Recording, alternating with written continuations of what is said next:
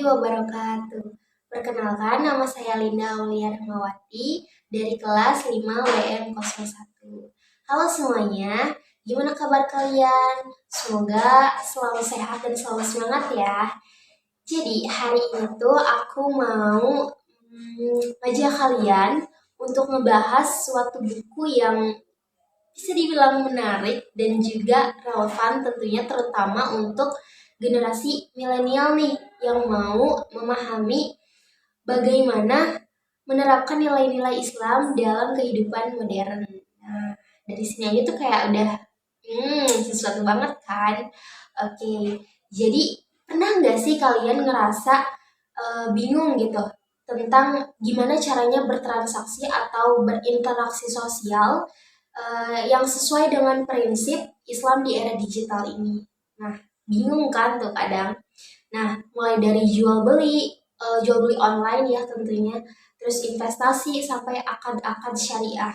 Nah, kadang kita tuh butuh panduan yang praktis dan mudah untuk kita pahami. Nah, untungnya nih ada satu buku yang bisa jadi jawabannya. Nah, buku apa tuh? Oke, kita akan bahas ya. So, let's start it. Oke guys, jadi buku yang akan aku bahas kali ini tuh adalah buku yang berjudul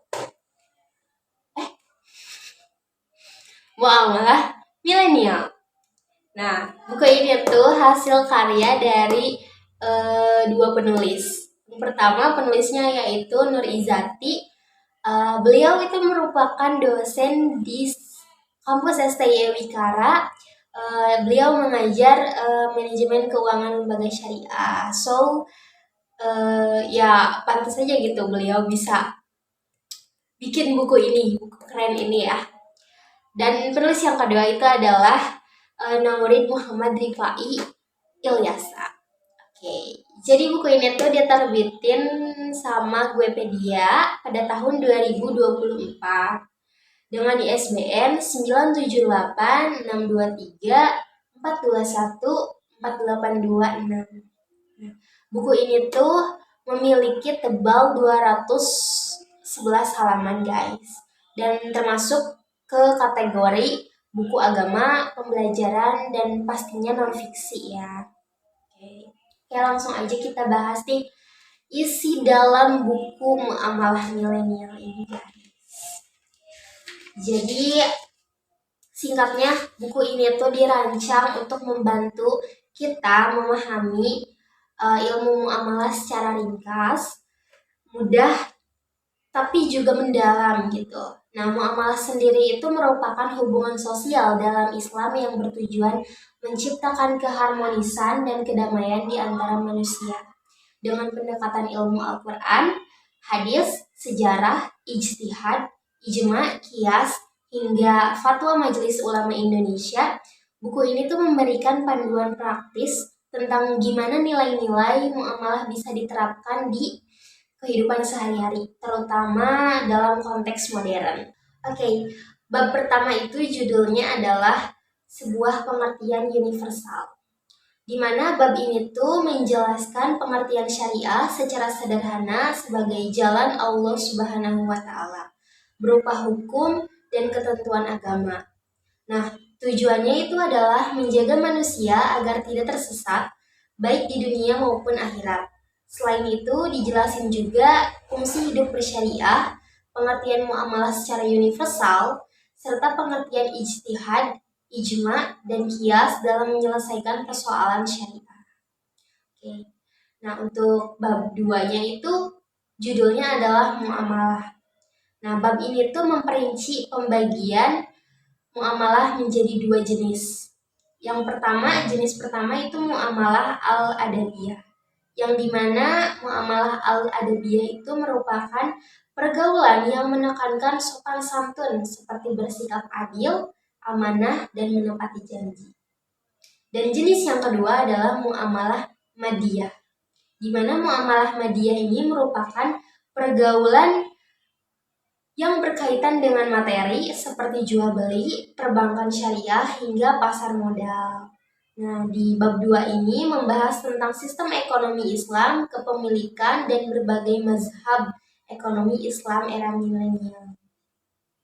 Guys. Nah, untuk bab ketiganya yaitu yang berjudul Muamalah Berdasar Sejarah Islam.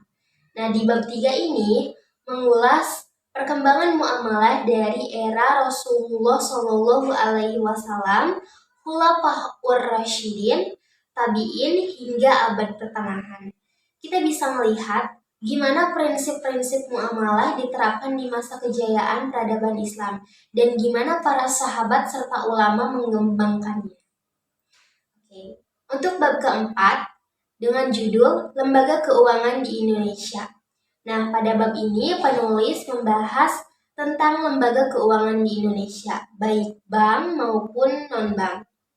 Nah, dijelaskan juga nih fungsi jenis-jenis lembaga keuangan, serta perbedaan antara lembaga keuangan syariah dan konvensional dengan cara yang sederhana tapi mudah dipahami. Untuk bab kelima, dengan judul Kasus Riba dalam Muamalah. Nah, riba ini tuh menjadi salah satu pembahasan yang menarik di bab ini. Penulis menjelaskan larangan riba dalam Al-Quran, lengkap dengan contoh kasusnya, seperti riba dalam perbankan konvensional, pegadaian, kredit, jual beli online, hingga penggunaan kartu kredit. Oke.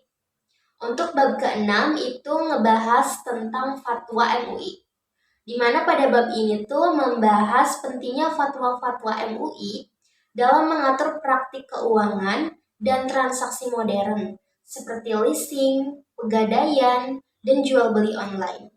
Nah, buku ini tuh mengaitkan prinsip syariah dengan regulasi yang ada di Indonesia. Oke.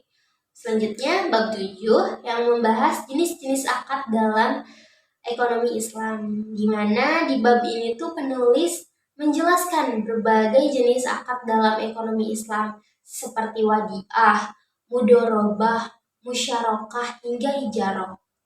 Nah, penjelasannya itu dilengkapi dengan skema visual yang memudahkan pembaca memahami teknis pelaksanaan akad-akad tersebut. Oke, bab 8 itu bab terakhir, yang dimana bab 8 ini membahas tentang muamalah madiyah menurut ulama mazhab Sunni, di mana bab ini tuh membahas pandangan para ulama mazhab Sunni tentang hukum jual beli, akad-akad dalam bertransaksi, hingga konsep riba.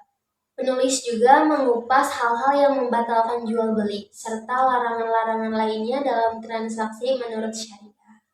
Nah, itu dia ringkasan 8 bab yang ada dalam buku ini. Jadi aku cuma ngebahas secara garis besarnya gitu guys, karena buat bikin kalian penasaran untuk ikut juga baca buku ini gitu. Nah, aku juga bakal ngebahas kelebihan sama kekurangan dari buku ini. Kelebihannya tuh menurut aku buku ini tuh sangat relevan untuk generasi milenial karena bahasa yang digunakan tuh ringan tapi mudah dipahami gitu ya. Tapi tidak menutup kemungkinan juga untuk kalian generasi lainnya seperti baby boomers, Gen Z, atau bahkan Gen Alpha gitu ya. Karena buku ini tuh bisa dibaca oleh siapapun gitu. Terus juga dengan pendekatan kontekstual yang mengaitkan prinsip Islam dengan fenomena modern seperti transaksi digital dan gaya hidup milenial. Kemudian berlandaskan pada Al-Quran, hadis, serta fatwa-fatwa ulama, sehingga buku ini tuh terasa otentik dan dapat dipercaya. Juga tentunya cocok untuk pembaca pemula yang ingin belajar konsep muamalah tanpa harus membaca referensi yang terlalu berat gitu. Karena sekali lagi aku bilang ini mudah untuk dipahami oleh khalayak umum gitu. Nah, untuk kekurangannya dari buku ini menurut aku ada beberapa pembahasan yang kurang mendalam gitu, terutama bagi pembaca yang mencari kajian akademis atau hukum Islam secara kompleks gitu. Jadi kurang mendalam beberapa bab pembahasannya kurang mendalam gitu guys. Kemudian studi kasus atau contoh nyata dari kehidupan modern mungkin bisa lebih ditambahkan untuk membantu pembaca memahami konsep secara aplikatif. Kayak gitu pengurangannya ya. Oke. Jadi setelah aku membaca buku ini, aku merasa Muamalah Milenial itu merupakan sebuah buku yang sangat relevan bagi generasi muda yang mau memahami prinsip-prinsip Islam dalam aspek sosial dan ekonomi. Buku ini juga memberikan panduan praktis yang mudah dipahami dengan bahasa yang santai, namun juga tetap berbobot gitu. Nah, aku sangat merekomendasikan buku ini terutama buat kalian yang mau belajar muamalah di era digital. Semoga kedepannya buku ini bisa ditambahkan ke dalam format digital atau audio agar lebih banyak orang yang dapat mengaksesnya. Karena kan pada zaman sekarang gak cuman baca buku secara fisik gitu ya, kayak gini. Bisa juga dari e-book atau bahkan podcast-podcast yang sekarang lagi marak gitu. Jadi kesimpulannya, sebagai pembaca, aku ngerasa buku ini tuh memberikan wawasan baru dan memotivasi untuk menjalani kehidupan. Nah, itu tadi review buku dari buku Muamalah Milenial. Oke, terima kasih guys. Semoga bermanfaat untuk kalian semua. Assalamualaikum warahmatullahi wabarakatuh. Dadah.